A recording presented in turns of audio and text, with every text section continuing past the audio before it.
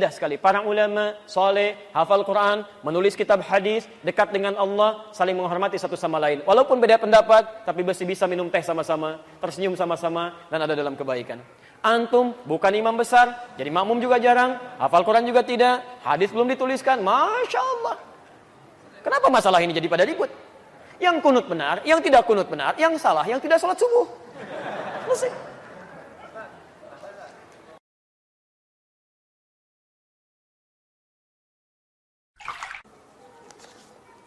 Apa hukumnya kunut yang dikerjakan setiap subuh? Taib, Anda berbicara hukum, berarti saya mesti jelaskan turunan hukum. Ingat bedakan ini ya, ada hukum dan sikap hukum, itu beda. Hukum dan sikap hukum. Kalau sikap hukum, itu pilihan seseorang untuk menentukan dan memilih hukum mana yang sesuai. Tapi kalau hukum saja, itu berarti semua turunan hukum yang dipesankan oleh Al-Quran dan Sunnah. Misal, hukum tentang bismillah, itu bisa dibaca 4 cara dalam sholat. Seperti saya terangkan tadi malam. Bisa dijaharkan, disirkan, tidak dibaca sama sekali, atau dibaca rakaat pertama, selanjutnya tidak. Tapi sikap kita terhadap itu memilih salah satu. Itu sikapnya. Nah, kadang-kadang mohon maaf, kalau hukumnya sudah ada pilihan, tapi sikap hukumnya berbeda, sepanjang dalam kerangka hukum itu tidak perlu kita kemudian berselisih. Sepanjang dalam kerangka hukum yang sama. Karena kita tidak mungkin memaksakan seseorang selalu sama dengan kita. Kecuali kalau pada hukum yang sifatnya satu dalil, satu contoh, dan tidak ada sikap lain kecuali itu saja. Seperti saya terangkan dalam kesempatan tadi malam. Nah, sekarang tentang kunut. Kisahnya dimulai di saat Nabi SAW dalam fase dakwah, di awal-awal masa Islam di Mekah, tiba-tiba kedatangan tamu dari distrik Bi'r Ma'unah. Bi'r Ma'unah agak banyak ini. Menyampaikan bahwa, ya Muhammad ya Rasulullah, di tempat kami orang-orang yang masuk Islam. Semuanya masuk Islam. Awal masa dakwah, kedatangan informasi satu desa, bedol desa masuk Islam. Kira-kira senang atau tidak? Senangnya luar biasa. Maka mereka minta dikirimkan guru-guru untuk mengajar. Dikirimkanlah oleh Nabi SAW 70 orang penghafal Quran. 70 orang penghafal Quran. Di saat-saat masa awal-awal keislaman, tidak banyak penghafal Quran. Dikirimkan 70 orang ke sana. Singkat cerita, ketika beliau sedang menunaikan sholat, dalam riwayat disebutkan sholat subuh, yang lain mengatakan sholat maghrib, tiba-tiba turun malaikat Jibril menyampaikan bahwa orang-orang tadi yang datang kepada Muhammad, mereka menipu. Karena ternyata orang-orang itu ketika sampai di Bir Ma'unah semuanya dizalimi, bahkan dieksekusi dan syahid. Jadi mereka semua dibantai, dibunuh. Jadi ada yang menipu mengatakan masuk Islam, dikirimkan pengajar tapi kemudian disakiti, dizalimi. Nabi dengan sifat kemanusiaannya marah pada saat itu. Kemudian beliau berdoa kepada Allah Subhanahu wa taala. Ada yang mengatakan doanya sebelum ruku, ada yang mengatakan bangkit dari ruku. Maka beliau mengatakan Allahumma adzib fulan. Allahumma al'anhum. Ya Allah, tolong hukum si fulan, tolong laknat si fulan. Bahkan disebutkan sebagian dari suku-sukunya. Bani keda, bani keda, bani keda. Itu berlangsung selama sebulan. Berlangsung selama sebulan. Hingga turunlah kemudian Quran surah ketiga Ali Imran ayat 128 sampai 129. Posisi paling kanan sebelah bawah di mushaf standar.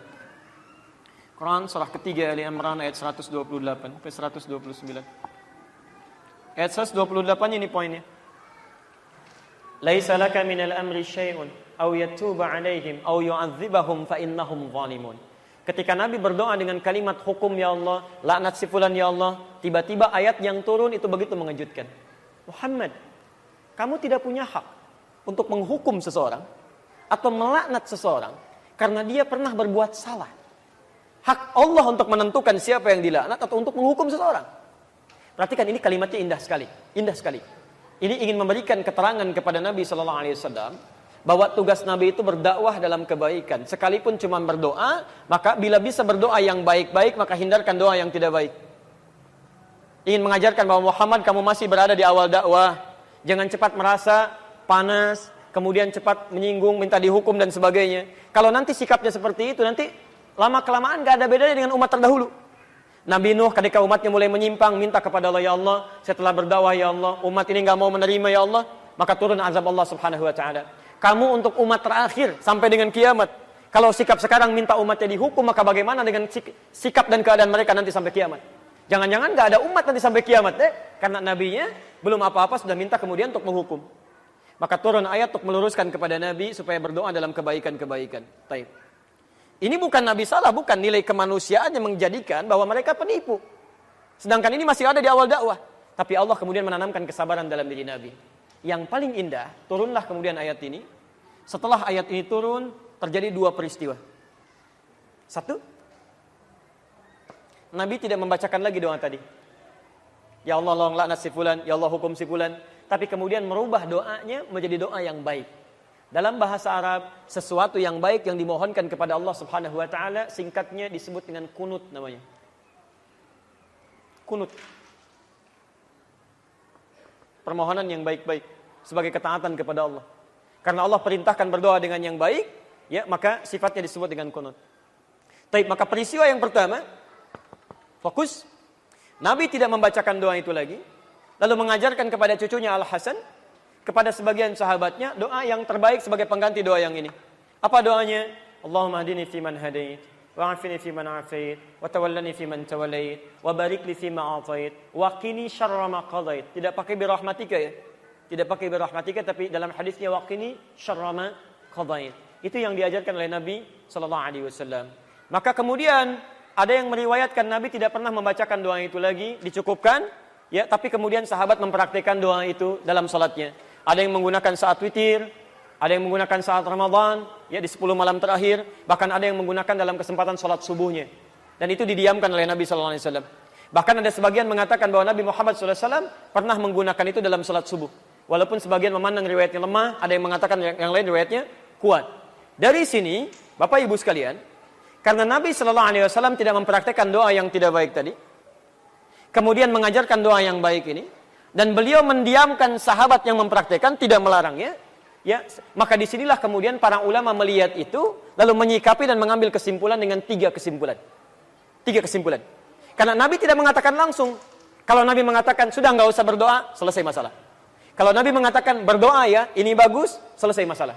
Tapi Nabi mendiamkan di sini, dan sikap diamnya Nabi dalam implikasi hukum itu bisa menerangkan beberapa pilihan-pilihan hukum. Maka Imam Abu Hanifah mengatakan, karena Nabi sebelumnya tidak baca doa, dan setelah itu pun beliau tidak baca doa lagi, setelah turun ayat tadi, maka beliau menyimpulkan tidak ada doa kunut itu. Makanya saat subuh tidak perlu membaca doa kunut, selesai. Imam Abu Hanifah. Imam Malik, Imam Syafi'i menyimpulkan, Nabi SAW baca doa. Doa ini diganti oleh Allah untuk yang baik-baik. Dan kemudian diajarkan oleh Nabi pada sahabat, sahabat membacakan, Nabi tidak melarang. Ini artinya itu pun dibenarkan kalau dibacakan. Maka dari itulah Imam Syafi'i, Imam Malik mempraktekkan doa kunut ini. Imam Malik membacakan sebelum ruku. Jadi begitu membaca surah di rakaat yang terakhir dalam sholat subuh, itu Imam Malik mempraktekkan kunut, tapi kunutnya nggak jahar, sir. Makanya setelah baca surat agak lama, itu sedang baca kunut dalam subuh. Imam Syafi'i memilih riwayat yang setelah ruku. Ruku i'tidal, sami Allahu liman hamidah, Rabbana walakal hamd, lalu membacakan ini dalam subuhnya. Plus Imam Syafi'i, Allahumma hdini fiman hadait, dan seterusnya. Imam Ahmad bin Hanbal mengambil jalan tengah. Ini Nabi sebelumnya nggak berdoa. Ada peristiwa besar terjadi yang membutuhkan doa, kemudian Nabi berdoa dengan itu. Setelah itu Nabi tidak berdoa lagi. Ini artinya doa ini bisa dihadirkan dalam peristiwa-peristiwa yang menuntut doa itu disertakan oleh kita. Karena ketidakmampuan kita berada di sana. Peristiwa dahsyat besar yang meminta kita atau menuntut kita menghadirkan doa, itu dalam bahasa Arab disebut dengan nazilah. Nazilah. Maka dikenal dengan istilah kunut nazilah. Doa kunut yang dibacakan ketika terjadi peristiwa genting yang membutuhkan doa. Yang ada di Palestina, yang ada di Aleppo kemarin, yang ada di Syria dan sebagainya. Maka dikenal dengan istilah kunut nazilah. Tiga-tiganya disepakati oleh para ulama, baik di zaman itu sampai di zaman kini, ini ijtihad para ulama yang dibenarkan dan sah dilakukan ketika memilih satu di antara ketiganya. Karena Nabi memang memberi peluang yang sama untuk bisa mengerjakannya atau tidak sama sekali. Jadi, di masa bahkan Imam Syafi'i, beliau pernah berkunjung ke tempatnya Imam Abu Hanifah setelah beliau meninggal. Masya Allah Pak, Imam Syafi'i kunut, Abu Hanifah dan muridnya tidak. Begitu sampai ke tempat Imam Abu Hanifah, murid Imam Syafi'i mengatakan, ketika Imam Syafi'i diminta jadi imam, Syekh tafaddal, taumu bin nas, tusalli bin nas, Anda jadi imam. Murid Imam Syafi'i mengira Imam Syafi'i akan kunut. Mereka mengatakan pendapat kita akan unggul di sini. Tapi ternyata ketika sholat subuh, Imam Syafi'i tidak kunut. Tidak kunut. Apa kata muridnya setelah sholat? Syekh, lima lam taknut, kenapa Anda tidak kunut? Kata beliau, saya menghormati pendapatnya Imam Abu Hanifah yang berlaku di tempat ini. Masya Allah. Imam Syafi'i kunut, tapi ketika berkunjung di tempat yang tidak kunut, beliau tidak mempraktikkan kunut. Imam Ahmad bin Hanbal juga, Masya Allah, beliau kunutnya nazilah, tapi ketika beliau berada di tempat Imam Syafi'i, beliau kunutnya kunut seperti biasa, bukan nazilah lagi. Jadi di sini indah sekali. Para ulama soleh, hafal Quran, menulis kitab hadis, dekat dengan Allah, saling menghormati satu sama lain. Walaupun beda pendapat, tapi masih bisa minum teh sama-sama, tersenyum sama-sama, dan ada dalam kebaikan. Antum bukan imam besar, jadi makmum juga jarang, hafal Quran juga tidak, hadis belum dituliskan, Masya Allah. Kenapa masalah ini jadi pada ribut? Yang kunut benar, yang tidak kunut benar, yang salah, yang tidak sholat subuh. Selesai.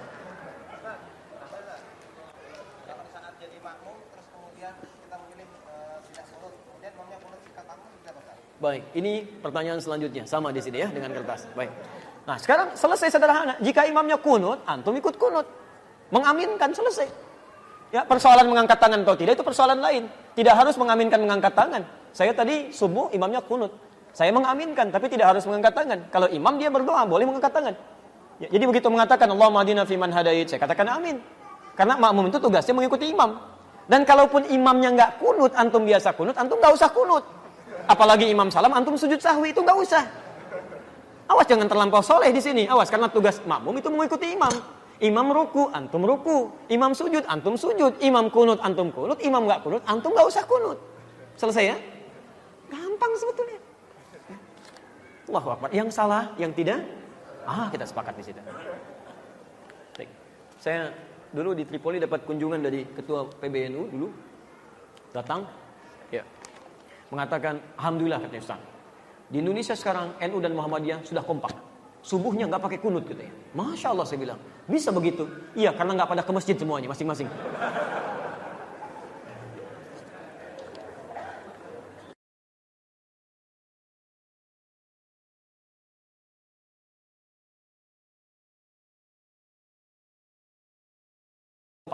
Subuhnya nggak pakai kunut katanya. Masya Allah saya bilang, bisa begitu? Iya, karena nggak pada ke masjid semuanya, masing-masing.